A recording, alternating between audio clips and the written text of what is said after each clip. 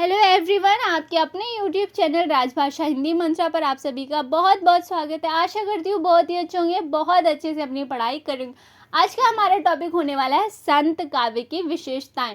हमने संत काव्य ऑलरेडी पिछली क्लास में पढ़ लिया था, जिसमें हमने क्या किया था, विशेषताएं पढ़ी थी। मैंने आपको भक्ति काल का एकदम स्टार्टिंग से बेसिक से लेकर के बहुत डिटेल में चीज़ें समझाएंगे। बहुत ईजी ट्राई किया है कि बहुत इजी तरीके से आपको चीज़ें समझा सकूं, जिससे आप भूलो नहीं। ठीक है, तो हमने अभी रैदास कवि पढ़ लिया था, पर कुछ संत काव्य की 1 से 2 विशेषताएं हैं जो मैं और चीज़ें ऐड करना चाह रही थी, जो मुझे लग रहा था कि आपको पता होना ज़रूरी है। शायद मैंने वो चीज़ें लास्ट क्लास में मिस कर दी थी। ठीक है, तो आज हम उन टॉपिक्स को भी थोड़ा सा देखते हुए चलेंगे, उन फैक्ट्स को। और आज हम करने वाले हैं कबीर। ठीक, तो संत काव्य धारा के बहुत महत्वपूर्ण कवि हमारे हो जाते हैं कबीर, जिनको पढ़ना बहुत ज़रूरी होता है। हम क्या करेंगे, 1 से 2 कवियों को ही धीरे धीरे करके पढ़ेंगे, क्योंकि ज़्यादा स्पीड में करने का कोई फ़ायदा नहीं है। अगर आपको पिछली क्लासेस में जो भी आपने पढ़ा, जो भी टॉपिक्स पढ़े, अगर वो आपको याद ही नहीं रहे, ठीक, और बहुत से फैक्ट्स ऐसे हों जो आपसे मिस हो जाए। भक्ति काल जो है हमारा बहुत ज़्यादा इम्पॉर्टेंट टॉपिक है, जहाँ से बहुत डेप्थ में क्वेश्चंस बनते हैं। आपने प्रीवियस ईयर क्वेश्चंस अगर सॉल्व किया होगा तो आपने देखा होगा। तो ज़्यादा बात नहीं करेंगे, सीधा अपनी क्लास आज की शुरू करेंगे, जिसमें हम देखेंगे विशेषताएं। थोड़ी बहुत मैं 1-2 बता दूंगी आपको, और बाकी हम कबीर की ओर बढ़ेंगे। ठीक है, तो अगर आपने पिछली क्लासेस नहीं देखी हैं तो आप चैनल पे जाएंगे, वहाँ आपको प्लेलिस्ट मिलेगी यूनिट 2 की, जहाँ आपको आदिकाल की पूरी क्लासेस मिल जाएंगी। और भक्ति काल की हमने 3 से 4 क्लासेस ऑलरेडी कवर कर ली हैं, तो वो भी आपको अच्छे से वहाँ आपको मिल जाएंगी। ठीक है, तो आप वहाँ से देख सकते हो। तो आगे बढ़ते हैं, देखो आगे क्या है। सबसे पहले देखो यहाँ टॉप पॉइंट क्या है। पहला, महाराष्ट्र के देश के प्रसिद्ध भक्त नामदेव ने हिंदू मुसलमान दोनों के लिए एक सामान्य भक्ति मार्ग का भी आभास दिया।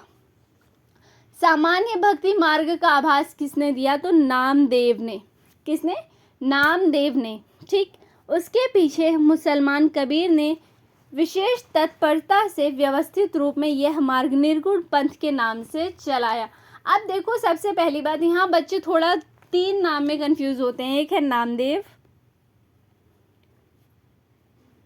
एक है रामानंद, एक है कबीर। अब कहोगे ये तीनों तो अलग अलग हैं, इसमें कंफ्यूजन वाली क्या बात है? देखो, सबसे पहली बात कि ये वाला जो इन्होंने सोचा, ये नामदेव ने सिर्फ सोचा था। ठीक है, क्या? एक कॉमन सामान्य भक्ति मार्ग के सिर्फ सोचा, जिसमें हिंदू और मुसलमान दोनों के लिए एक सामान्य भक्ति मार्ग का ये चीज़ उन्होंने सोची। किसने सोची? नामदेव जी ने सोची। इसके बाद जो रामानंद थे, इन्होंने थोड़ा सा इस पर क्या किया, इसको थोड़ा बहुत इस पर रास्ता इसको दिखाया, यानी थोड़ा बहुत इसमें काम किया। उसके बाद जो कबीर है, उन्होंने इसको बिल्कुल व्यवस्थित रूप से चलाया था। क्या? और जिसको निर्गुण पंथ नाम से जाना गया। किस नाम से जाना गया? निर्गुण पंथ। सबसे पहले सोचा है किसने? हिंदू मुसलमान दोनों के लिए एक सामान्य भक्ति मार्ग का ये किसने सोचा? तो नामदेव ने सोचा। इसको शुरू किसने थोड़ा किया, थोड़ा रास्ता किसने दिखाया? तो वो थे हमारे रामानंद। पर इसको एकदम व्यवस्थित रूप में कौन लाया? तो वो थे कबीर। ठीक है, और जिसको ही निर्गुण पंथ नाम दिया गया। तो ये चीज़ क्लियर हुई क्या? इतनी चीज़ें क्लियर है। इसीलिए रामचंद्र शुक्ल क्या कहते हैं कि निर्गुण पंथ के जो प्रथम कवि, यानी संत के जो पहले कवि, वो कबीर को माना है। ठीक है, वो कहते हैं, क्या कहते हैं कि असली रूप से देखें तो कबीर ही हैं जो संत काव्यधारा के प्रथम कवि माने जाएंगे। मैंने ऑलरेडी जब आपको प्रथम कवि कराया था संत और सूफी के, तो वहाँ पे मैंने ऑलरेडी संत काव्यधारा में किसको, नामदेव को किसने माना है और किसने कबीर को माना है, ऑलरेडी मैंने आपको बताया है। ठीक है, पिछली क्लास में ही कराया था। अब देखो, क्या इसमें कोई संदेह नहीं कि कबीर ने ठीक मौके पर जनता के उस बड़े भाग को संभाला जो नाथ पंथों के प्रभाव से प्रेम भाव और भक्ति रस से शून्य पड़ता जा रहा था। अब देखो, जब मैंने आपको बताया ये सबसे पहले ये वाला कथन है ना, मैं आपको बता दूं, बहुत बार एग्जाम में आया है। ये कथन ऐसा है जो ऑलरेडी आपके एग्जाम में बहुत बार आ चुका है, और ये कथन किसका है? तो ये कथन है रामचंद्र शुक्ल जी का। किसका कथन है? रामचंद्र शुक्ल का। वो अपनी बुक में, जब अपनी पुस्तक हिंदी साहित्य के इतिहास में, जब भक्ति काल में शुरुआत में ही संत काव्यधारा में सबसे पहले ही कबीर का वर्णन उन्होंने किया है, वहीं पर वो लिखते हैं ये चीज़ कि इसमें कोई संदेह नहीं है कि कबीर ने ठीक मौके पर जनता के उस बड़े भाग को संभाला जो नाथ पंथों के प्रभाव से प्रेम भाव और भक्ति रस से शून्य पड़ता जा रहा था। तो ये ऑलरेडी क्वेश्चन बहुत बार बने हैं, तो थोड़ा सा आपको ध्यान में रख के चलना है कि किसने कहा है, किसके बारे में कहा है। तो ये कबीर के लिए कहा गया है। किसने कहा है? रामचंद्र शुक्ल जी ने कहा है। और इसी से फिर आगे चल के क्या उनको मानते हैं कि ये कबीर जो है पहले संत काव्यधारा के पहले कवि हैं। ठीक है, इतनी चीज़ें आई होप आपको क्लियर हो गई होंगी। मैं बहुत आराम से धीरे धीरे इजी वे में समझाने की आपको कोशिश कर रही हूँ। ठीक है, आगे देखो क्या है। यह सामान्य भक्ति मार्ग की शुरुआत का एक निश्चित रूप लेकर खड़ा हुआ था, जो कभी ब्रह्मवाद की ओर ढलता था तो कभी पैगंबर खुदवाद था। यहाँ हाँ ठीक है, ये किसके लिए कहा गया है? संत काव्यधारा के लिए कहा गया है। तो ये चीज़ याद रखना। इसी ओर ले जाने वाली सबसे पहली प्रवृत्ति जो लक्षण हुई वह उच्च नहीं छोड़ जाती पांडे के। ये हटाओ, इतना ज़्यादा कुछ खास नहीं है। ये मुझे लग रहा है कि कुछ गलत भी है इसमें चीज़ें।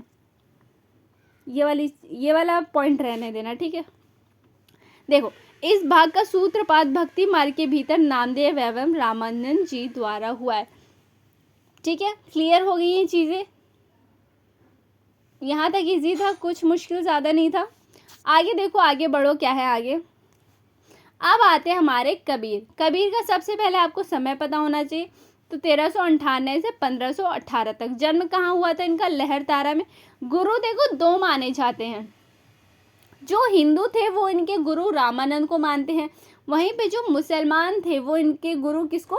शेख तकी को मानते हैं। किसको मानते हैं? शेख तकी को इनका गुरु मानते हैं। ठीक है, समकालीन शासन किसके शासन में थे ये? तो ये सिकंदर लोदी के शासन में थे। माता पिता कौन थे इनके? नीरू और नीमा थी। पत्नी थी लोई और संतान थे कमाल और कमाली। मृत्यु स्थान क्या है इनका? मगहर। ठीक है, तो आपको याद रखना है कि इनके गुरु के लिए थोड़ा सा विवाद है। हिंदू जो थे, जो हिंदू जनता थी वो क्या इनके गुरु को रामानंद को मानती थी। ठीक है, और वहीं जो मुसलमान थे वो इनके गुरु किसको मानते थे? तो फकीर शेख तकी को। ठीक है, इतनी चीज़ें क्लियर हो गई क्या? देखो थोड़ा सा ना समय याद करने की कोशिश किया करो कि समय जैसे कुछ महत्वपूर्ण जो लेखक कवि हो जाते हैं, तुलसीदास, मीराबाई, सुमित्रा नंदन पंत हो गए, हमारे कबीर हो गए, इन सभी के थोड़ा सा, जयशंकर प्रसाद, प्रेमचंद, इन सब के थोड़ा सा ना समय को याद करने की कोशिश किया करोगे कि इन लोगों के समय आपको पता रहे। ठीक है, चलो आगे देखो क्या है। यहाँ तक क्लियर है। आगे देखो क्या है। कबीर के जीवन संबंधी साक्ष्य। जीवन संबंधी साक्ष्य यानी जहाँ हमें क्या क्या कबीर से संबंधित चीज़ें कहाँ कहाँ मिलती हैं। पीपा की वाड़ी में, धर्मदास का भवतारण, अनंतदास की कबीर परिचय, नाभादास का भक्तमाल, कबीर पंथ के ग्रंथ निर्भय ज्ञान और आशा सागर में, प्रियादास का भक्तमाल सटीक। देखो यहाँ ये चीज़ है ना, क्या करना है आपको? थोड़ा लिख लेना है और याद करना है। याद करने की कोशिश करो कि यहाँ कबीर के जीवन से संबंधित साक्ष्य हमें कहाँ कहाँ मिलते हैं। तो पीपा की वाड़ी, धर्मदास का भवतारण, अनंतदास की कबीर परिचय, नाभादास के भक्तमाल में, कबीर पंथ के ग्रंथ निर्भय ज्ञान और आशा सागर में, और प्रियादास का भक्तमाल सटीक में। ठीक है, याद हो जाएंगी क्या ये चीज़ें? अब देखो आगे क्या। कबीर की वाड़ी का संग्रह उनके शिष्य धर्मदास ने बीजक नाम से किया है। किस नाम से किया है? बीजक नाम से किया है। ये चीज़ तो सबको ही पता होती है। अब इसका सन देखो, थोड़ा सा ना कन्फ्यूज़न। जैसे एक बुक है हमारी पांडे एंड पांडे, ठीक है, उसमें इसका 1464 ईस्वी दिया हुआ है, पर कहीं कहीं 1564 भी माना गया। तो ये थोड़ा सा ना डाउट है। तो ये आप सन छोड़ो, आप या फिर आप किसी सही सी किताब में भी देख सकते हो जहाँ पे हाँ ये हो कि हाँ ये बुक है। अगर हमारे एग्ज़ाम में आता है तो आप वो रेफरेंस के तौर पे क्या है एनटीए को आप भेज सकते हो कि नहीं इसका आंसर देखो यही हो। ठीक है, आप किसी गाइड का सहारा नहीं ले सकते, इसीलिए यहाँ थोड़ा सा कन्फ्यूज़न है, बट ठीक है हम कन्फ्यूज़न वाली चीज़ें दूर रखेंगे, उसको याद करते हुए नहीं जाएंगे। ठीक है, इतनी चीज़ें क्लियर हो गई। आगे देखो क्या है, बीजक के 3 भाग किए गए हैं। क्या है, रमैनी, सबद और साखी। ये तो सबको ही पता है, हर बच्चे को पता होता है। रमैनी का अर्थ क्या है, रामायण। यह दोहा चौपाई छंद में लिखी गई है। दोहा और चौपाई छंद में पूछा जा सकता है कि कबीर की रमैनी, सबद, साखी में से कौन सा जो है दोहा चौपाई छंद में लिखी गई हैं। या इनकी ब्रज भाषा क्या है, ब्रज और पूर्वी बोली है। ठीक है, आपको रमैनी, सबद और साखी से रिलेटेड जो चीज़ें यहाँ लिखी हैं वो चीज़ें आपको याद रखनी है। सबद के लिए देखो क्या है, सबद का अर्थ क्या होता है, शब्द। क्या होता है, शब्द, अक्षर। यह गे पदों का संग्रह है। गे पदों का संग्रह। इसकी भाषा भी ब्रज एवं पूर्वी बोली। गे यानी जो गाया जाता है, जो गाया जाता है। ठीक है, साखी क्या है, साक्षी शब्द का अपभ्रंश रूप है। साखी क्या है, एक साक्षी शब्द का अपभ्रंश रूप है। यह दोहा छंद में लिखी गई है एवं भाषा राजस्थानी पंजाबी मिश्रित खड़ी बोली है। इसीलिए इसकी भाषा, इनकी भाषा को क्या कहा गया है, पंचमेल खिचड़ी। पंचमेल खिचड़ी कहा है। किसकी भाषा को कहा है, कबीर की भाषा को पंचमेल खिचड़ी कहा है। और चलो अब यही देख लो कि और क्या क्या नाम दिया गया है। पंचमेल खिचड़ी किसने दिया है,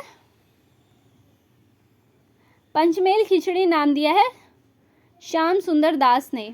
किसने दिया है, श्याम सुंदर दास ने। फिर भाषा का डिक्टेटर इन्हें कौन कहता है, भाषा का डिक्टेटर, भाषा का डिक्टेटर कबीर को कौन कहते हैं, तो कहते हैं हजारी प्रसाद द्विवेदी। ये क्या था, श्याम सुंदर दास। ठीक है,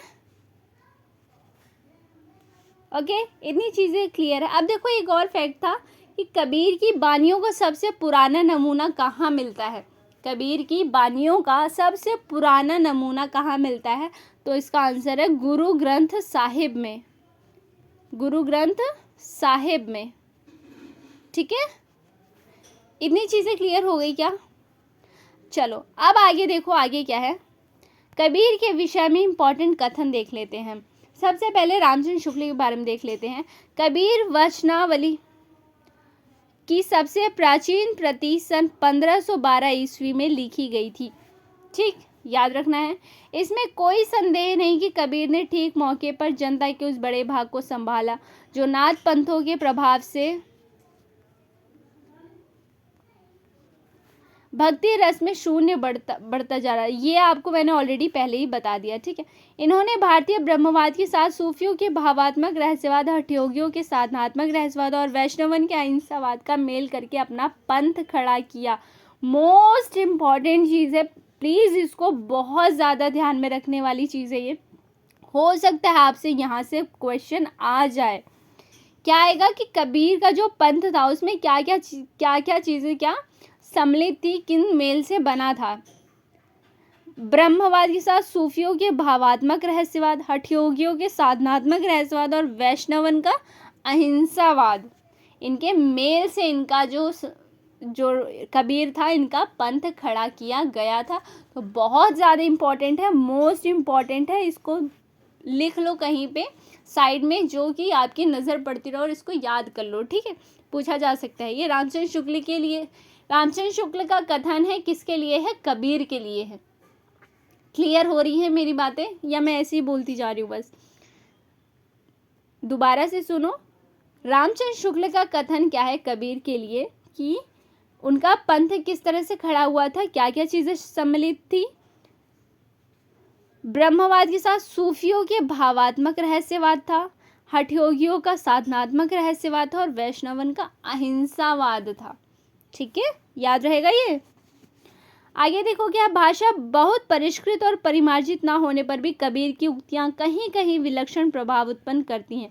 प्रतिभा उनमें बड़ी प्रखर थी, इसमें कोई संदेह नहीं है। रामचंद्र शुक्ल के कथन होते हैं तो देखो, किसी के कहने का इंतज़ार मत करो कि हाँ आपको ये कथन याद करना है, बहुत ज़रूरी है।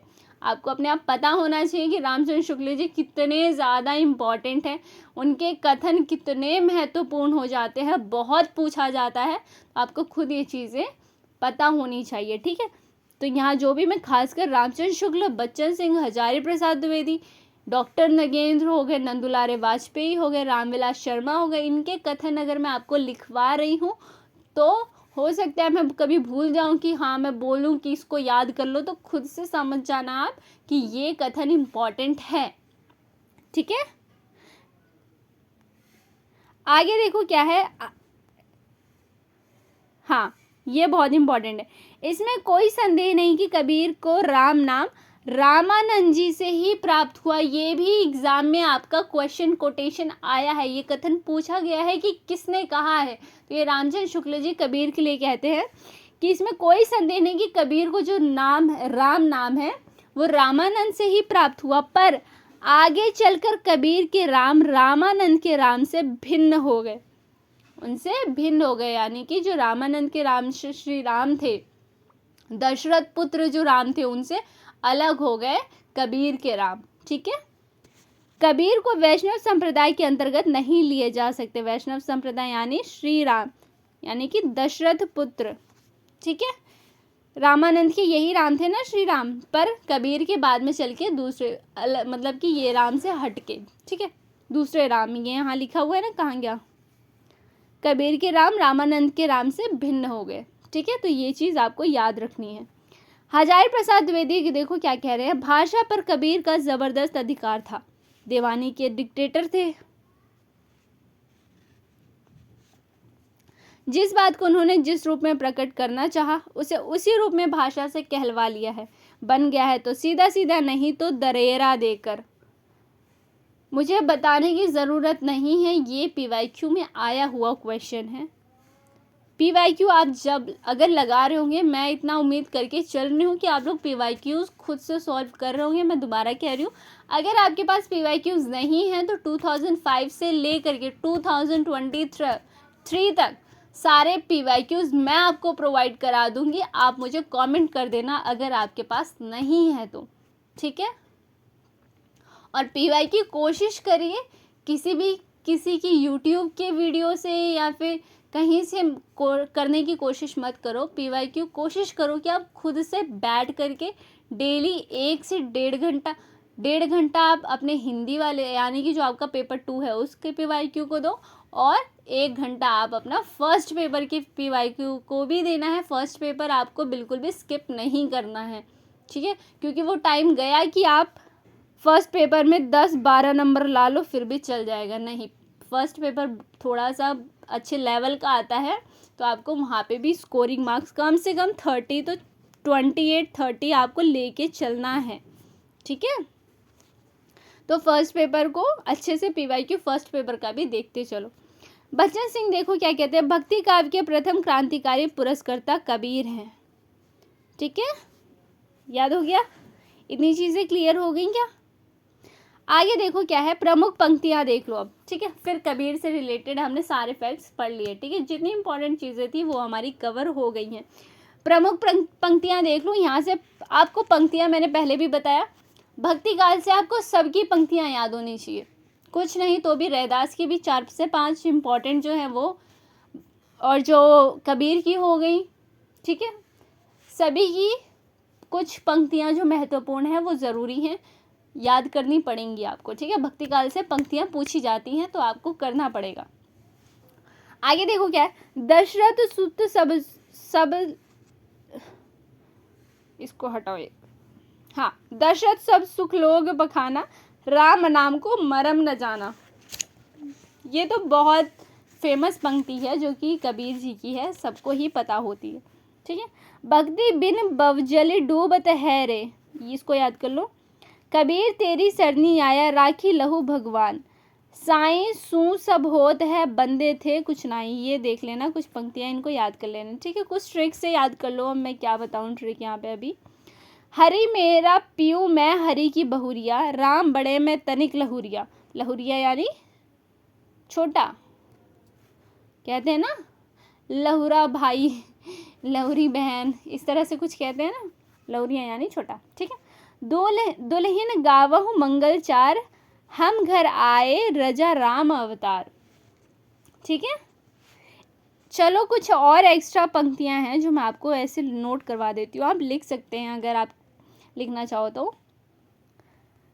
मैं यहाँ क्लियर एकदम नहीं लिख पाऊँगी, मैं बोल्ड दूँगी, ठीक है। माधव मैं ऐसा अपराधी तेरी भगति होत नहीं साधो। एक सेकंड, नहीं आएगा, मैंने कहा था ना नहीं आएगा। भगति होत नहीं साधी, ठीक है। एक ये पंक्ति है जो कि आपको याद करनी है, लिख लो। दोबारा बोल देती हूँ, माधो मैं ऐसा अपराधी तेरी भगति होत नहीं साधी, ठीक है। और एक और है, क्या है? तंत्र न जानू मंत्र न जानू, जानू सुंदर काया, जानू सुंदर काया, ठीक है। और क्या है, एक बहुत महत्वपूर्ण आपने सुनी होगी, जाति न पूछो साधु की पूछ लीजिए ज्ञान। बहुत पुरानी पंक्ति, बहुत पढ़ा होगा आपने स्कूल टाइम में भी, ठीक है। और एक थी, हरि जननी में बालक तोरा, तोरा तेरा, हाँ ऐसा ही कुछ था ना, हरि जननी में बालक तोरा, इसको देख लेना आप, ठीक है। और ये तो है, दशरथ सुत सब लोग बखाना, राम नाम को मरम न जाना। क्लियर हो गया। तो हमारे कबीर के लिए कबीर से जो जुड़ी विशेषताएं थी, जो महत्वपूर्ण कोटेशंस थे, जो फैक्ट्स थे, वो इतनी चीज़ें थी जो ज़रूरी थी, जो आपको जानना ज़रूरी था, आपके एग्ज़ाम के लिए इम्पॉर्टेंट चीज़ें थी। अब हम नेक्स्ट क्लास में बाकी के जो हमारे संत कवि बचे, हमने रैदास कंप्लीट कर लिया, हमने कबीर कंप्लीट कर लिया, अब हमारे गुरु नानक बचते हैं, दादू दयाल, मलुकदास, सुंदरदास। इन सबको अब हम दो करके एक कवि जो महत्वपूर्ण, जो मुझे ऐसा लगेगा जिसमें कि हाँ इन कवि को ज़्यादा समय देने की ज़रूरत है, ताकि बच्चे यहाँ से चीज़ें एग्ज़ाम में आए तो भूले ना। उसको मैं एक दिन में एक ही कवि को कराऊंगी। जहाँ से लगेगा इनसे ज़्यादा रिलेटेड बहुत ज़्यादा फैक्ट्स नहीं पूछे जाते, तो हम 2 से 3 कवि एक दिन में कवर कर लेंगे, ठीक है। तो बस आज के लिए इतना ही। Thank you so much for watching. मिलते हैं नेक्स्ट क्लास में, जिसमें हम संत काव्यधारा के जो अन्य कवि हैं, बाकी जो कवि हमारे बच्चे हों, उनको हम अच्छे से कवर करेंगे, ठीक है। तो ऐसे ही अच्छे से पढ़ते जाओ, मेहनत करते जाओ, और अगर पुरानी क्लासेस नहीं देखी है, वहाँ से अपनी क्लासेस कवर कर लो, ताकि चीज़ें क्लियर रहें, लास्ट टाइम पर आपको रिविज़न की ज़रूरत ना पड़े, ठीक है। और अगर आपको वीडियो थोड़ी भी अच्छी लगी तो प्लीज़ वीडियो को लाइक करना, शेयर करना और चैनल को सब्सक्राइब करना। मैं क्लास में बार बार नहीं बोलती वीडियो लाइक शेयर करने के लिए, बट प्लीज़ अगर आपको थोड़ी भी मेहनत ऐसी लगे कि मेहनत दिखे, हाँ मेहनत की गई है पढ़ाने के लिए या जैसे भी, तो प्लीज़ वीडियो को लाइक करना, शेयर करना, ठीक है। और जो भी चीज़ें हों, आप कॉमेंट सेक्शन में आपके डाउट्स हो या फिर आपको कुछ क्वेश्चंस हो, कुछ भी हो, किसी भी चीज़ से रिलेटेड कैसी भी हेल्प चाहिए, तो प्लीज़ आप कमेंट में लिख दीजिए, ठीक है।